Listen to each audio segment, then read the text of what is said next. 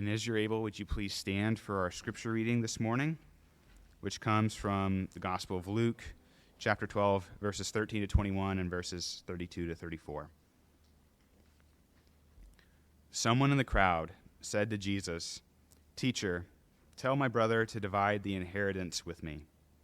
But he said to him, "Man, who made me a judge or arbitrator over you?" And he said to them, "Take care and be on your guard against all kinds of covetousness, for one's life does not consist in the abundance of his possessions." And he told them a parable, saying, "The land of a rich man produced plentifully, and he thought to himself, 'What shall I do, for I have nowhere to store my crops?' And he said, 'I will do this.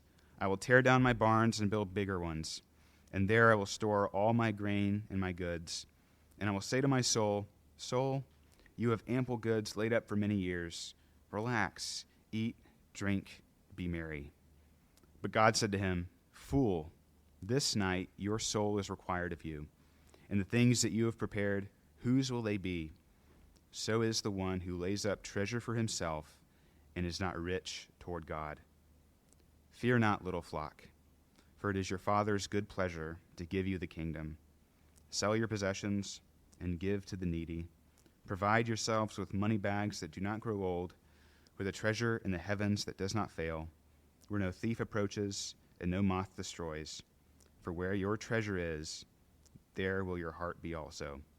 This is the word of the Lord. Thanks be to God. You may be seated.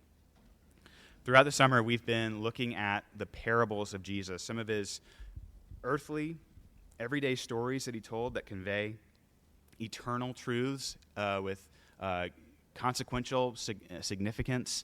And some of the parables that Jesus tells are about his kingdom, what life in his kingdom is like. Some are about judgment and the end of the world, and we've looked at some of those. And some of the parables that we've read, like the one we read just now, are about ethics. How ought we to live in the world in this present time? And what's not included in the text that we read, if you jump to the start of Luke chapter 12, there's this great crowd that's following Jesus, and it's not unusual for large crowds to follow Jesus. But what is unusual is that at the start of Luke 12, we read that Jesus, in the midst of this large crowd, brings his 12 disciples off to the side, and he teaches directly to them, but in earshot of the broader crowd. And so what that entails for us, at least for our purposes this morning, is that as Jesus teaches about a subject that is very prickly, it can be a very touchy subject to talk about sometimes, it's the subject of money. What I want you to know is that this is a teaching that is meant primarily for followers of Jesus, and I would say within the context of a local church, this is the teaching that if you're a member of our church, this is probably a message that's more important for you this morning. And if you're a guest or if you're visiting, this isn't necessarily your permission just to check out and then tune back in 20 minutes. But because Jesus is teaching to his disciples so as to be overheard by the crowd, when Jesus teaches about money, he's not just teaching that this is teaching that's just good for his followers. In wanting to be overheard by the crowd, Jesus is saying that if you were to really heed my teaching about money, if you were to hear it and understand it and to apply it, you'd actually find that it would have some real good benefit for you in your life. And so while this message may not be directly directed at you, it's still for you this morning, because I think all of us want to do a better job with our money. All of us want to do a better job at spending, at saving, at being generous, at being better stewards of what God has entrusted us with. And in fact, when you look at the teaching of Jesus over and over and over again, and if Jesus is challenging people about what it looks like to follow him, oftentimes it comes to this topic of money. You see, when you become a Christian, when you enter into a relationship with Jesus, it radically transforms your relationship to money. In fact, one of the ways that you could say that you know you're a Christian is you look at the way you live, and does your bank statement give you any evidence or indication that you are a follower of Jesus, that you're living for a kingdom beyond the here and now kingdoms that we reside in. You see, the way that you know that you're a Christian is it changes the way that you spend your money. And the fierce logic of this passage comes in the story that Jesus tells. It's a fairly simple story.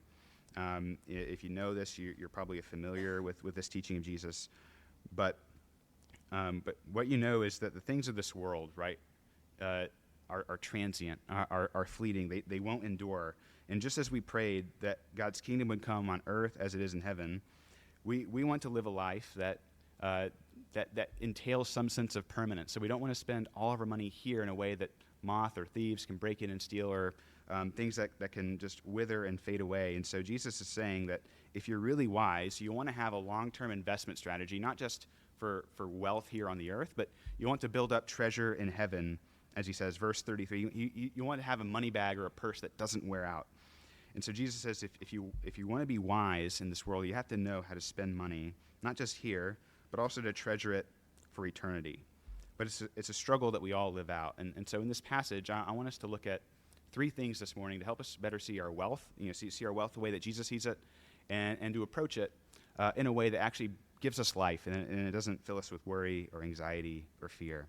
So there's three things I want us to see. I want us to see first a question in verses 13 to 15 that lead to a warning. Second, a story that Jesus tells that uncovers the roots of our problem. That's verses 16 to 20. And then Jesus shows us a wealth that sets us free from our enslavement to money. And that's in verses 32 to 34.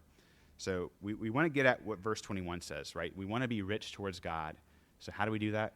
We ask a question, we hear a story, and then we look at a wealth that sets us free. So first, let's look at the question that leads to a warning. And so this is in verses 13 to 15. So there's a scene here, and if you read through this section, there are these crowds that are following Jesus. You could argue that Jesus is at the height of his popularity, right? There's thousands of people who are making this pilgrimage with Jesus from the north down to Jerusalem in the south. And given like the population of Judea in the first century, like thousands of people is no small feat. But on the journey, there are these two guys, these two brothers who come to Jesus, and they come to a rabbi, they come to an acclaimed teacher in the law, and they say, "Teacher, I have a problem. Right? Tell my brother to divide the inheritance between us." He's looking at Jesus to be an arbitrator, as a mediator, right? He's feeling like he's being ripped off by his brother, and so he calls in Jesus to adjudicate it. And notice Jesus' response to that question, to that request. He says, in no uncertain terms, he says, "I'm not here to discuss the merits of your request, right? I'm not come to arbitrate your financial problem, but I have come to arbitrate something much deeper. Right? I have come to be a mediator and to pass judgment on the motivation behind your request, right? Not necessarily the merits of your request, but the motive, the reason why you came to me with this request about money." And Jesus says, there might be some merits to it, there might not be, but I'm here to talk about your heart. And just notice immediately what Jesus says following. He says, "Be on your guard." Right? Other translations use the word watch out. In other words, Jesus is saying that there's something going on that you don't see. And the Greek term, this "be on your guard" or "watch out," is the Greek term that's used in other places to describe to be, taking an active position to ward off an enemy, right? To take an active stance to fight off a foe. And so Jesus is saying, when it comes to our wealth, there's actually like a battle going on, and that battle is against greed, right? And notice that Jesus isn't scolding him, he's not browbeating him, he's not taking sides, he's not judging him, he's actually trying to love him, to help him, to shepherd him. He's pastoring him in this area because he's saying, it's obvious to Jesus, just like so many of us have experienced, right? That this guy, the very stuff of this guy's life, like his home, his bank account, his land, his inheritance, like these were supposed to be the things, right, that were supposed to bring the family together.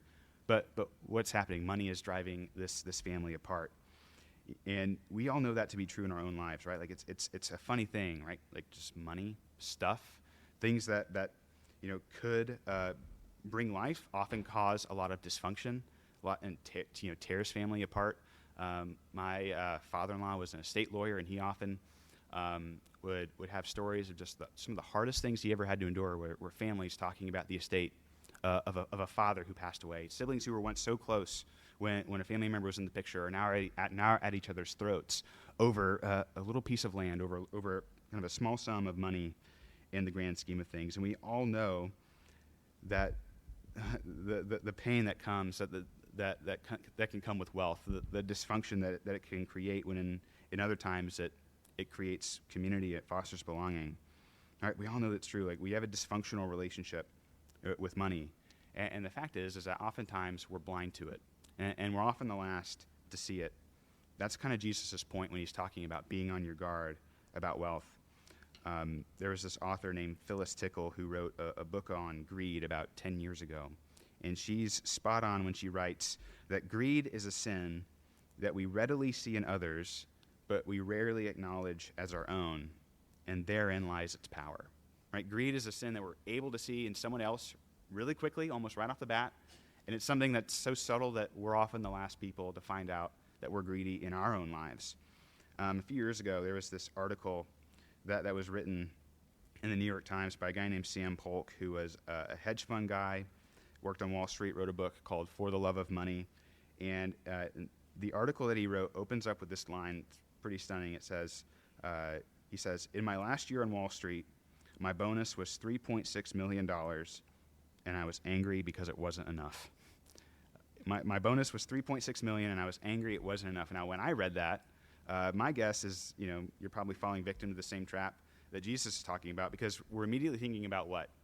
We're thinking about him, right? Like, we're thinking about, we're kind of bewildered, like you got $3.6 million and you're upset about it, right? Like, I'm enraged. Like, I would be very happy with $3.6 million bonus, but or maybe, if that's just chump change for you, then maybe you're self-righteous. My bonus was bigger, and if that was you, congratulations, good job.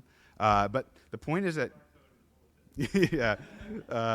But the point that Jesus is making is that, whatever the point is, like, you're not thinking about your own greed in that moment. When you see that $3.6 million, you're either jealous of the wealth that he has, you're greedy in that way, or you're self-righteous, and you're not thinking about all the things that God has blessed you with. And so maybe this younger brother had a beef, but Jesus is saying that there's something in your life that has contributed to the brokenness in your family, and you refuse to admit it, and it's greed.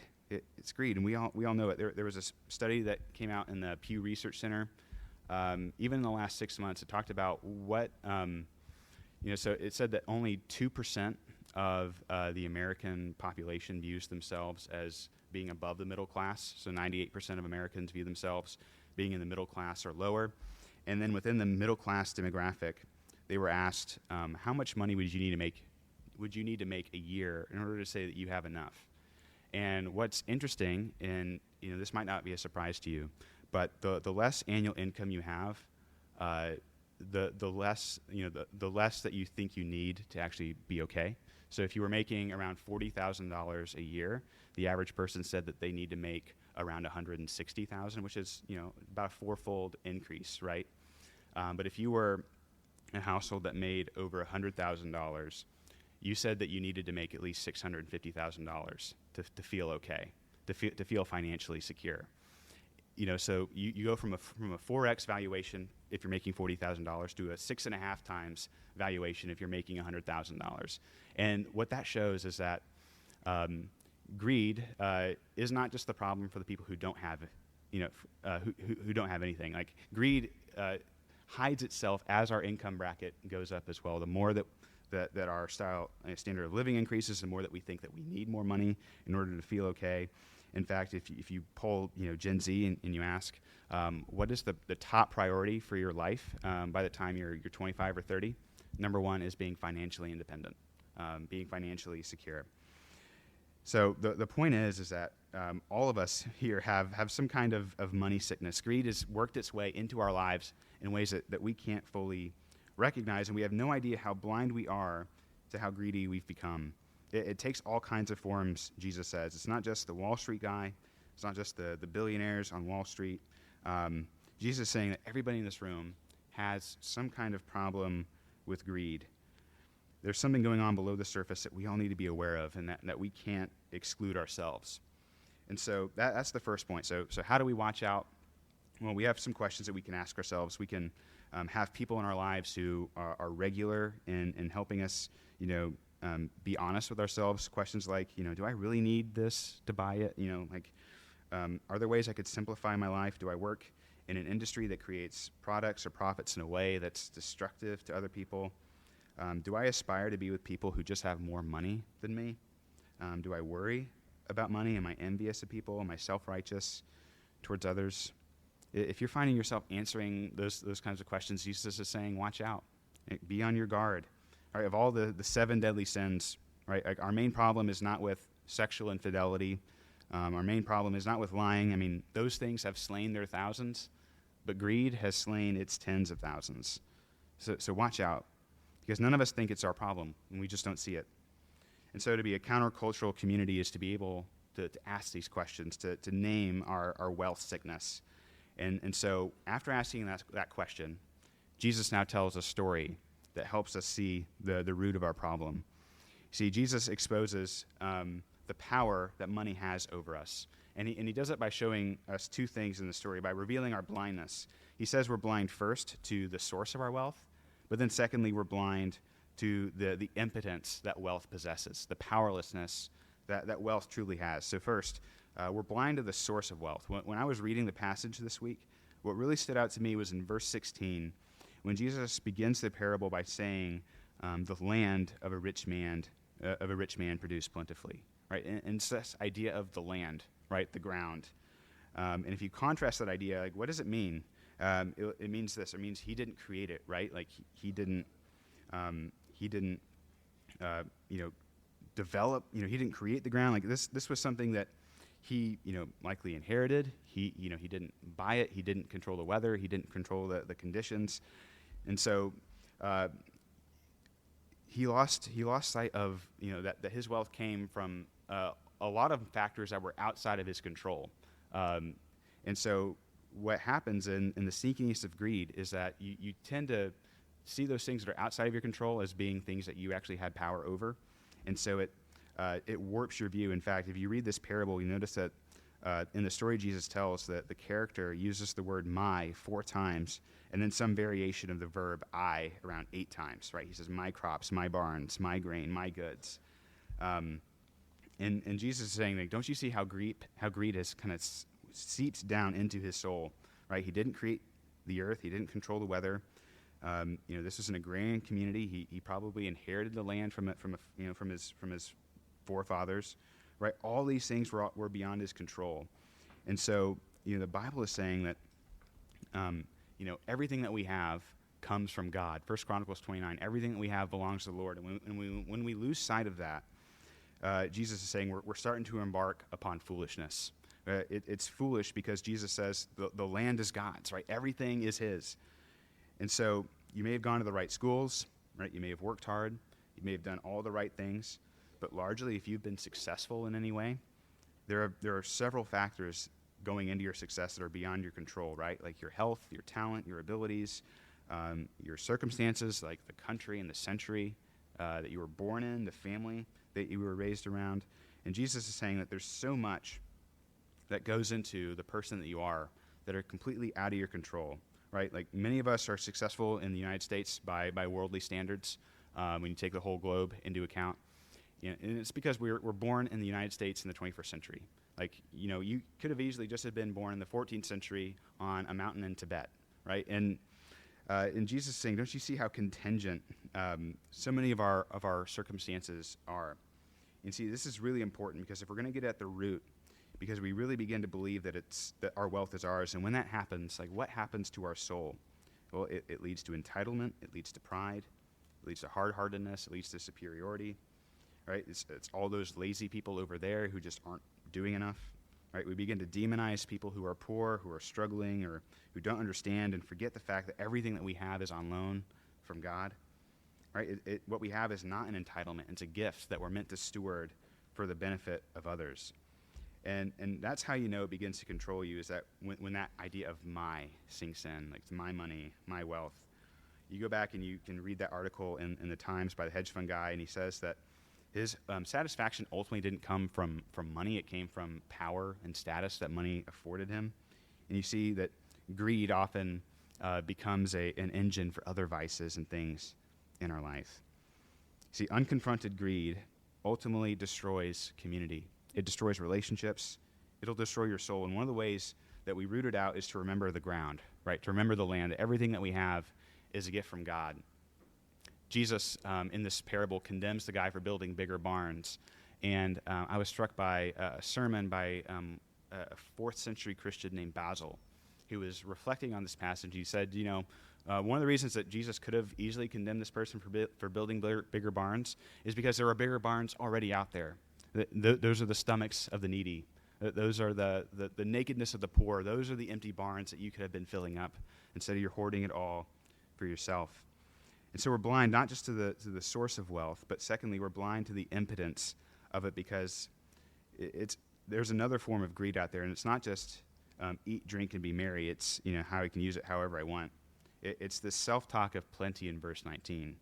Greed, it looks like not just acquiring more, but it also looks like hoarding and enjoying the excess of it.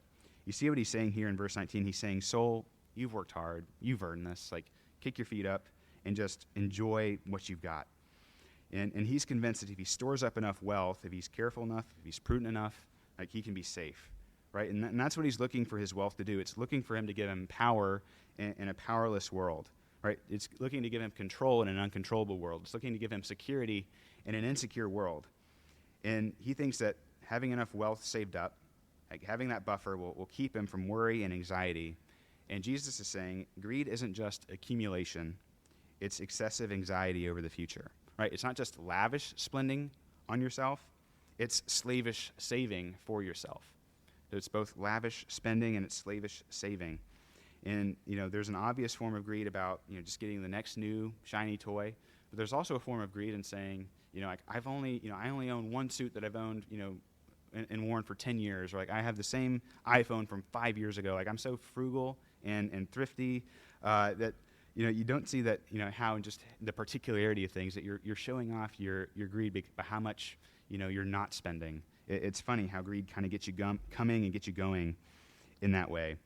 But the same thing Jesus is saying is true, is that it's foolish. It's foolish, Jesus says, because this very night your soul is going to be demanded from you, right? For all the security that we think wealth gives us, it can't protect us from the things that we all fear and dread. It can't protect us from disease. It can't protect us from death. It can't save us from broken relationships. Jesus is saying there's only one person that can do that. There's only one thing that can actually save you from those things that you truly fear and despair of, and that's God. That's himself. God is your rock. God is your security. God is your comfort. He's everything you need, not your stuff. All right, so that's the second point. We tend to mask over greed either through our spending or through our slavish saving of it. We're blind to its the givenness of the world, that everything we have is a gift. We're blind to the impotence, the powerlessness that wealth often brings. And so how do we actually get to a place where we're set free from slavery to wealth? Well, that comes in verses 32 to 34, where Jesus shows us a wealth that can actually set us free from anxiety and slavery to money. You see, again, you don't have to be a Christian to know the wisdom of what Jesus is saying. He's saying that your life is more than your stuff, right? Like, life is more than the abundance of your possessions, right? Having the next newest iPhone isn't going to make you happy for very long, right? It's going to make you happy for 2 minutes until you drop it and the glass breaks. Right? This idea that life is more than stuff is not a new idea, but how do we actually get free from the idea of being enslaved to wealth?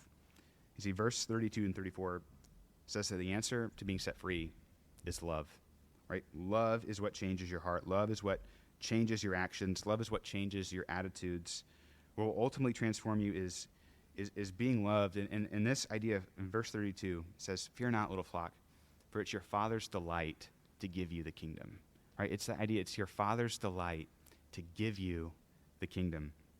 It's the same idea that when Jesus was baptized, there was this voice from heaven over Jesus and his baptism where God says, "This is my Son whom I love, and with him I am well pleased." That when you recognize that you are loved by God, when you are treasured by him, when he is well pleased with you, you have a wealth in that love that can set you free from any kind of approval or accumulation or aspiration or ambition, to know that you have been loved and treasured by the God who made everything is a kind of wealth that can set you free from everything. Now, I don't know about you, but most of the time I don't really believe that about God. I say it, and I preach it, but in the depths of my soul, Do I really believe that God as a father is pleased with me, just as pleased with me as he is with his son? I don't always believe it, but it is a truth that will change your heart. That knowing that you're the treasure of God's eye, that you're the most valuable thing that he has, that the God who owns everything, right? The guy that owns the cattle on 1,000 hills, that knows the name of every star and planet. He looks at you and he says, I'm pleased with you. You're my treasure, right? Like that is what will change you. Guilt won't change you, right? Ethics won't change you. Manipulation won't change you. It's the love of being treasured that will transform your relationship with greed and uproot it. That will melt your heart. So you know how that's true? It's when you look at the cross. It's because we live in the shadow of the cross. You can go to a passage like 2 Corinthians 8, where the Apostle Paul is writing to a group of Christians who themselves are very poor, but who Paul is saying he is encouraged that out of their own poverty, they are giving to help alleviate people in another part of the world who are suffering from famine. And when Paul is making his appeal to the Corinthian church to be a part of this relief effort, he's appealing not to the parables of Jesus, he's appealing to the passion of Jesus. He's not appealing to the teachings of Jesus, he's appealing to the cross of Jesus. He says, you know the love of our Lord Jesus Christ, who though he was rich, yet for your sakes he became poor, so that you by his poverty might become rich. That we, by his poverty, might become rich. And if you've been around Res Pres, if you've been around the church, you've heard that 1,000 times. But has it sunk in? Right? Paul is saying that you were poor, that I was poor. And Jesus, who had everything, impoverished himself. He divested himself of the wealth of heaven in order to make us rich because he loves you. And he wants to spend all of eternity with you. And to the degree that you see that love in your life, it'll transform your heart and begin to seep into your life, that you will become rich towards God. You see, the thing about this parable is that you can sit here and maybe you might be thinking that Jesus is anti-money, right? He's anti-wealth. He's saying give everything away. Like Jesus isn't anti-wealth. You see in verse 21, he's saying, I want you to be rich. I want you to be rich towards God. I want you to be truly wealthy in such a way that transcends anything that you can define. Jesus, I want you to be rich. And so what is the wealth that Jesus is trying to liberate us into? I just want to identify two things here as we close. Two things I think that Jesus wants us to be rich in. The first is that Jesus wants us to be rich in our humanity. Right? He wants us to live in light of ultimate reality, and that is to be useful in the service of others. That to be truly alive, to be truly wealthy, is to be rich in our humanity, that we use our lives as a way to be a blessing and to be a steward of what God's given us so that others can flourish as well. See, what it means to be wealthy in our soul is to understand that we have been treasured by God and that we want others to experience that sense of belonging, that sense of love in their lives as well. But then secondly, though, I think what it means to be rich towards God is to be rich in relationship with other people. To be rooted in a relationship of love that lasts forever. This really struck me. I've finished college. I passed my 10-year college reunion a year ago, so now I'm feeling really old.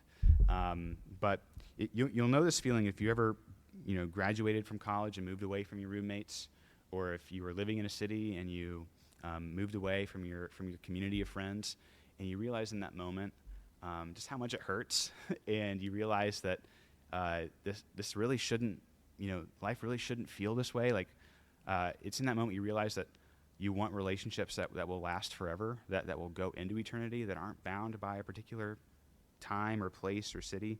And as a Christian, the kind of wealth that we have in God is a love that roots us in relationship forever.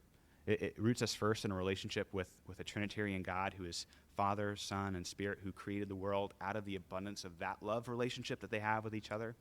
And it brings us into a family where we will have relationships that will last forever, that we'll have a relationship that will stretch out into eternity with brothers and sisters in Jesus, all centered around this life that we have in God. That when we get to heaven, we find that it ultimately is a world of love, a world of relationship that will be unbroken and unending. Right? The deepest longings of our soul is an eternal relationship of love, to hear those words, with you I am well pleased, to be part of a community of people who will never die. And in the middle of that community is God. And so Jesus is saying, think about it.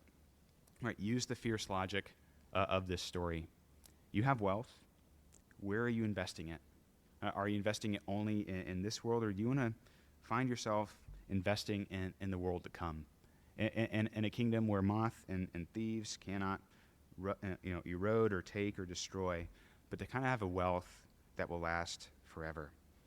Because if you know that God has treasured you so much that he sent his son to die for you, that will begin to help you extend that treasure and be rich towards him in a way that brings more and more people into that community. See, that's reality. That's wealth, right? That's the church. Can we be that kind of community? I think we can. Would you pray with me? Heavenly Father, we thank you that you are a God who divested your own wealth so that we might inherit all the riches of the love and the beauty and the glory of God. We thank you for Jesus, who went to the cross, and that by his poverty we might become rich. And God, we realize that our lives are largely the product, or entirely the product, of circumstances out of our control. And Lord, we pray that we might become better stewards of what you've trusted us, and that as we seek to love you with our wealth, to give it away, that we might experience more fully your love and your devotion to us. We ask this in Jesus' name. Amen.